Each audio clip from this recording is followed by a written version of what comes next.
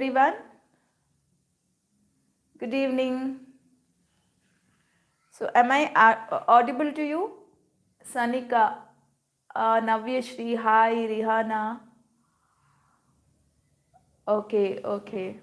So, very good. Good evening, Sanjana. Good evening. Good evening, everyone. Okay. Srinivas. Okay, Vasanti. Shri Priya, Rupa, Manjula. Okay, very good. Fine. So, did you all revise respiration and have come? Did you all revise respiration? Yes? Okay. So, you revised. Aishwarya said yes. Very good. Okay. Very nice. Okay. So how are you preparing? So, are you all studying every day or just during test or examinations? Are you all studying every day or just during test? So promptly just share your opinion. How are you preparing? Preparation for board examination. Okay, so don't tell me board exams are too far. They are in the month of next year, March. Why to prepare from now?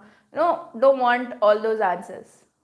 Yes, okay, so most of you are preparing, right? So I had seen many S. Okay, S answers. So very nice. So nice of you. Every day you have to study. Every day, every subject actually. If not every subject, at least the subjects that you feel difficult. So, as far as my opinion, almost 90% of the students feel science and maths difficult. So, I recommend you all to study science and maths every day. So, that makes the subjects easier. Okay, thank you, Patil. Thank you so much. Thank you. So Akshaya said hi. Okay, hi. You're the best teacher I have ever seen. Thank you so much. Means a lot for us. Okay, maybe my concepts, if it helps others, I'm the happiest person ever. So I'm glad that my videos are helping you all. Very good. Thank you for your revision, ma'am. That's okay. So, fine. Okay. So, we'll first, before we start the topic respiration, everybody like the video. First thing that you should do is like the video. Okay. Fine. So, liked. Tell me, did you like the video? Yes. Did you press the like button? Okay. Amog. Very good. Okay. So liked the video. Very good. Fine. Let's start the revision of respiration. Okay. So respiration, we study two things here. One is about cellular respiration. Okay. So we call it as cellular respiration. This is very important aspect. This cellular respiration, fine. One second, sorry for the disturbance. Yes. Okay, fine. See guys, yesterday we have discussed how glucose gets digested. How carbohydrates gets digested, proteins gets digested, and fats gets digested, right? So after digestion, especially the glucose, through blood it will reach to all the cells. And once the glucose reaches to cell, glucose undergoes a kind of a chemical reaction called oxidation. So when glucose undergoes oxidation reaction, we get energy. Energy is produced. Okay, so energy is produced. Fine. So this is what we call cellular respiration. Okay, cellular respiration in the sense glucose undergoes oxidation to get energy, that is cellular respiration. So we have studied 3 pathways in our NCERT textbook, right? So we have 3 pathways. Pathways in the sense there are 3 ways through which glucose undergoes oxidation to give energy, right? Fine. So we are going to revise those 3 pathways. Before that, just tell me how many types of respirations are there? Okay, so how many ways of respiration we studied? So can you all tell me what are the 2 types of respiration? Yes, very good. Aerobic and anaerobic respiration. So we have 2 types of respiration, aerobic respiration and anaerobic respiration. Okay. So guys, tell me, what do you mean by aerobic respiration? So aerobic respiration in the sense what? Okay, aerobic respiration in the sense?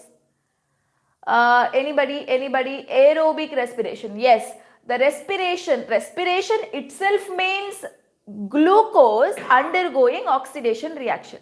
Okay, so glucose undergoes this oxidation reaction in presence of oxygen. Yes, most of you have answered in presence of oxygen. If a respiration takes place, it's an aerobic respiration.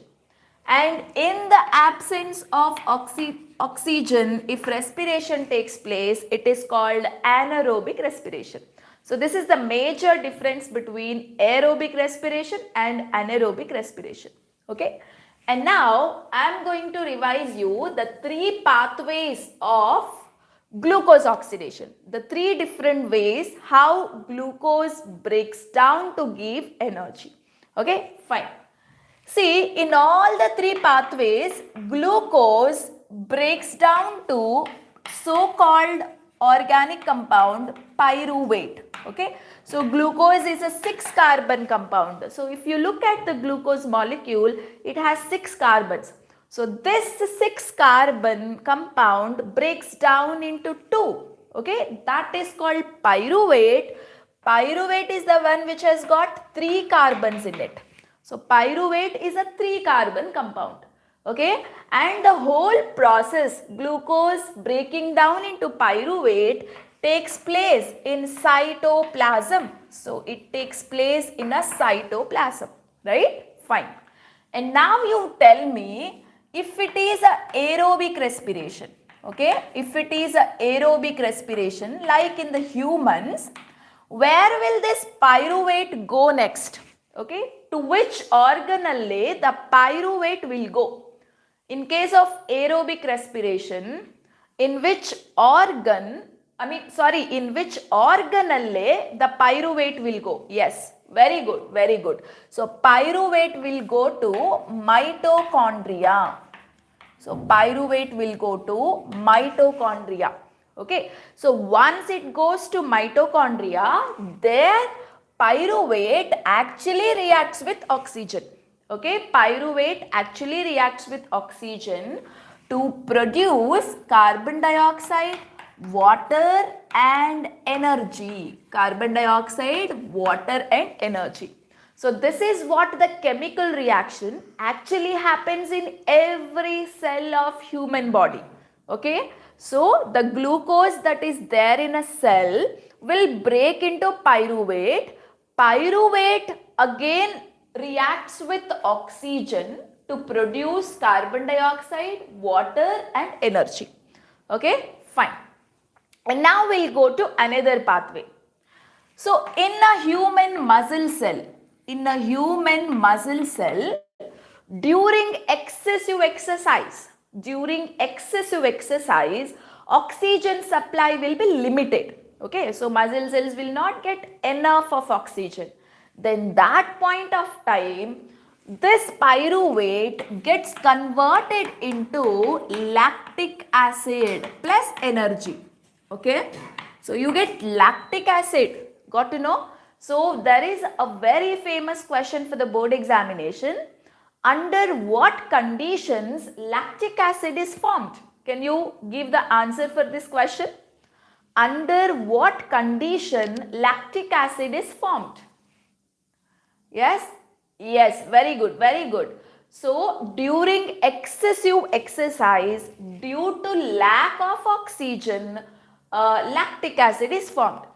Can you tell me, is it aerobic respiration or anaerobic respiration? So this type of reaction comes under aerobic or anaerobic? Yes, yes, aerobic or anaerobic? Yes, very good, very good. So most of you are answering it is anaerobic respiration, isn't it? Fine. Because of this lactic acid, what do you feel in your body? Is there any kind of changes that happen in our body? Because of this lactic acid, how do you feel in a body? Yes, muscle cramps. Okay. Because of the formation of this lactic acid, we feel muscle cramps. So that's why when you exercise too much, we feel pain in our muscle. That is because in the muscle cells, this lactic acid is formed. That is the reason. So all these are very, very important points to understand, because 1 mark point of view or MCQ point of view questions can be asked. Okay, fine. And now let us go to the third pathway. The third pathway. So in a third pathway, we study the oxidation of glucose in yeast. Okay. So yeast, we must have heard the yeast. Can you tell me, where do we use this yeast? So where do we use in the normal day-to-day life? Where do we use this yeast? Yeast is a kind of microorganisms. Okay, yes, yes, yeast is microorganism, yes, to make bread. It is used in bakeries, okay, to make bread and cakes. Clear? Fine. So in yeast, what happens is this pyruvate will break down into ethyl alcohol, or you can also call it as ethanol. You get ethanol, carbon dioxide and energy. Okay, so this is how in microorganisms like yeast, our glucose will break down to pyruvate, then pyruvate in the absence of oxygen. So this process takes place in the absence of oxygen. You get ethanol, carbon dioxide and energy. Okay, and second pathway is also in the absence of oxygen itself. Okay, fine. So here the second pathway and the third pathway are the best examples for anaerobic respiration, whereas our first pathway is the example for aerobic respiration. Okay, so this is about the cellular respiration, which is very, very, very important under the topic respiration. Okay, fine. So this is one aspect, right? Fine. And the other question that I have to ask you all. Fine. Why do aquatic animals breathe faster? This is also a very, very important question from NCERT, which was asked many times in the previous years. Why do aquatic animals breathe faster? Can you all tell me, why do aquatic animals breathe faster as compared to terrestrial animals? Yes, yes, yes. Many are answering here. Very good, very good. See, aquatic animals take oxygen from water. Okay, and the oxygen in water is called as dissolved oxygen. Oxygen is there in a dissolved form in water. And that dissolved oxygen levels are very, very, very less in water. Okay, compared to oxygen in the atmosphere, you have huge amount of oxygen in the atmosphere. That's why we people comfortably can take oxygen without any pressure, right? But in water, the amount of oxygen is very, very less.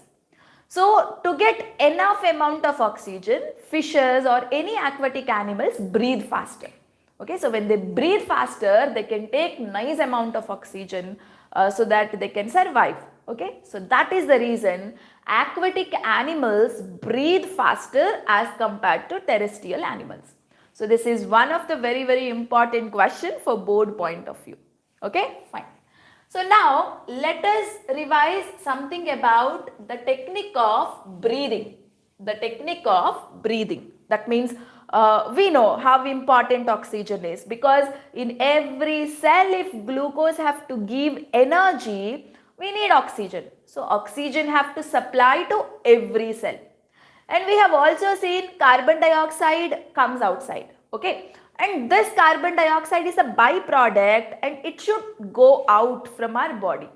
So that's what we call a breathing. Breathing in the sense taking oxygen and giving out carbon dioxide. Can you tell me which are the parts, for the breathing we have respiratory system in our body. Okay, for exhalation and inhalation. Inhalation in the sense taking oxygen, exhalation in the sense giving out carbon dioxide. So for this exhalation and inhalation, we have respiratory system. So which are the parts of respiratory system? Yes, already people started answering here, right? Nostril, that is nose, and then next, what do you get? Pharynx and larynx. Okay, so you have those parts also. Next, I'll write very important part, trachea. Okay, then bronchi, then bronchioles,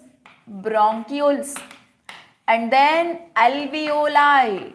Yes, and this bronchioles and alveoli are actually present in lungs. So lungs are very important organ in our body. Okay, so for respiration, for breathing, lungs are the so very important organ. Okay, fine. So now if I ask you a question something like this, which is called functional unit of lungs, which is called as a functional unit of lungs, functional unit. So which is the functional unit of lungs? Yes, very good, alveoli. Lohita, most of you have answered. Janvi, Rajkumar, everybody, very good, I appreciate you. Alveoli is the functional unit of lungs. Okay, so now as you know the process, we take wind or air or oxygen, whatever, from nostrils, and later it will enter to a windpipe called trachea, right? Okay, so now this trachea has got a rings of cartilage, right? Trachea is surrounded by the rings of cartilage. Can you tell me what is the use of this cartilage here? What is the use of this cartilage? Okay, what is the use of this cartilage? Trachea is supported by cartilage. What is the use of this cartilage? Okay, yes.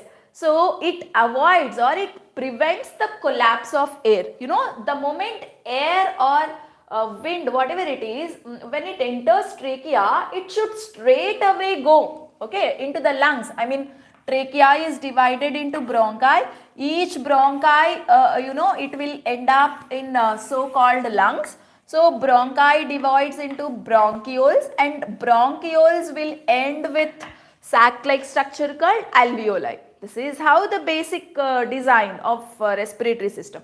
Okay, so the air must go straight down into the lungs, right? So the air shouldn't collapse in between. It shouldn't get stopped in between. So to prevent that, to prevent the collapsing of air, the trachea is supported by cartilage. Okay, so the use of this cartilage is very important, guys. It can be asked for the board examination. Okay, fine. So now, can you tell me, once the air or oxygen is filled in the alveoli, can you tell me what happens with alveoli? Okay, so what happens in alveoli? Yes, alveoli will expand. Alveoli will become bigger in size, and this alveoli is surrounded by blood capillaries, right? Alveoli is fully covered with blood capillaries, and the oxygen will get passed on to blood capillaries. Okay, so the exchange of gases is actually taking place through alveoli. Yes, very good. Exchange of gases takes place through alveoli. So that's why we say alveoli is the functional unit of lungs. Okay, fine. And now, can you tell me, during inhalation in the sense taking of oxygen. So during inhalation, what are the changes that happen in a respiratory system? I mean, what happens to a lung? Will the lung expand or contract? During inhalation, lungs expand or contract? Tell me these changes. Yes. During inhalation, yes, ribs goes up, ribs up, okay, and diaphragm down. Diaphragm down. Diaphragm is this supportive thing, okay. Lungs are supported on so-called diaphragm.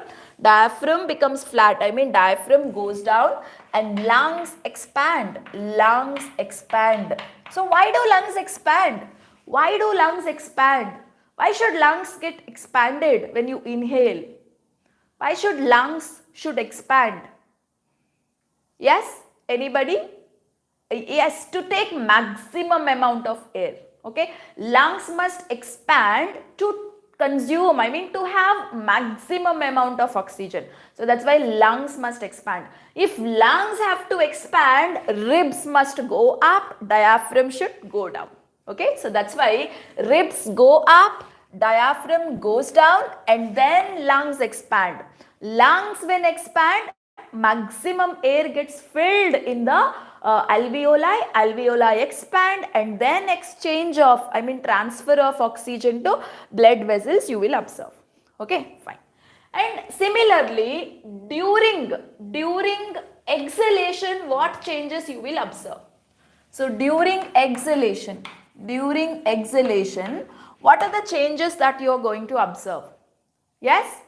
Yes, ribs goes down, ribs in its position back, okay. So ribs down, then diaphragm becomes flat, diaphragm, okay. So diaphragm, it comes to its original position, okay. Or diaphragm up, I can say, flat or up, both are same. And lungs contract, okay. So this is what the changes that you observe in exhalation, and these are the changes that you observe during inhalation. So these changes are important to remember, guys, okay. So what changes during inhalation and what changes during exhalation, right? Fine. So this is all about the respiration that happens in humans. And now coming to respiration in plants. Respiration in plants. So does plants respire? Can you tell me, does plants respire? Does plants also give out carbon dioxide outside? Yes, yes, yes. Very good, very good. Lohita said yes. Plants do respire. You know, plants also want energy. Yes or no? For the maintenance of the cell. So how does energy is formed in a plant? Again, the same aerobic respiration. Plants consume glucose, glucose undergoes oxidation to give carbon dioxide, water and energy. So carbon dioxide must come out from plant, right? So this carbon dioxide, how does it come out from plant? How does carbon dioxide comes out from plant? Yes, how does carbon dioxide comes out from plant? Carbon dioxide, yes, very good. It's from stomata. Okay, so carbon dioxide is the waste product during respiration. It comes out through stomata. And can you tell me, during daytime or night time, can you tell me the timing where the carbon dioxide comes out? Actually, when does, I mean at what time the respiration takes place in plants? Day or night? Yes, very good. So night time is a respiration and daytime is a photosynthesis. Okay, remember this. So during night, respiration takes place in plant, and during day, photosynthesis takes place. So this difference you should know. And whatever carbon dioxide it is given out in the night, no, the same carbon dioxide it will use in the morning for photosynthesis. It is like, you know, mutual benefit for a plant, right? So the carbon dioxide that it gives again has been used up in the morning for photosynthesis. Clear? So that's all about the plant respiration. Nothing much to remember. You should know that plants do respire, and that too in the night time. And the byproduct, I mean the waste material from respiration in plants is carbon dioxide itself, not something else. Just like animals, carbon dioxide also gives out plants do give out carbon dioxide gas. Okay, so that's all about the respiration, guys. It's a very simple topic, right? You should have an idea about the three pathways. You should have an idea about the technique of breathing, and you should have an idea about the respiration in plants. That's it. So nothing much from the topic respiration. So with this, I have completed respiration. and Monday I will discuss about transportation and excretion. So both the processes I will complete on Monday. Okay, so again at the same time, that means evening at 7:30 we will meet to discuss or to revise transportation and excretion at a stretch. We'll complete life processes on Monday. Okay, so did you like the session today? So did the concepts got revised? Okay, okay, very good, very good. Thank you so much. Okay, okay, fine, fine. So after life processes, tell me which chapter you want me to revise in a same style. Okay, so I'll give brief revision, quick revision on a topic, and I'll keep asking you the questions. Different questions, I'll tell you how they can ask on a board point of view. So tell me which chapter do you want me to revise after life processes? Light, physics chapter, okay. Electricity, control, okay. I'll just select the chapter based on the majority.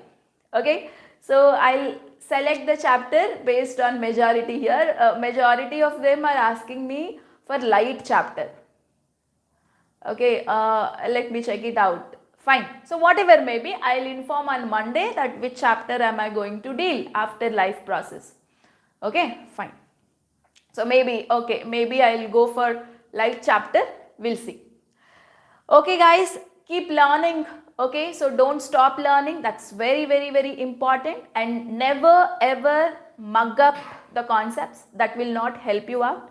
Just try to understand and study always. Understand and study. That's very, very, very important. Okay, fine. Thank you so much. And for Monday, you will have to prepare transportation and excretion and come. Okay, so just look at the videos. If you have any doubt in the concept, all the concepts are covered in a detailed way. So just revise the transportation and excretion and come so that it will be helpful for you. I'll be dealing with some important questions on Monday. Okay, so thank you so much. So bye bye, all the best, keep learning, keep learning.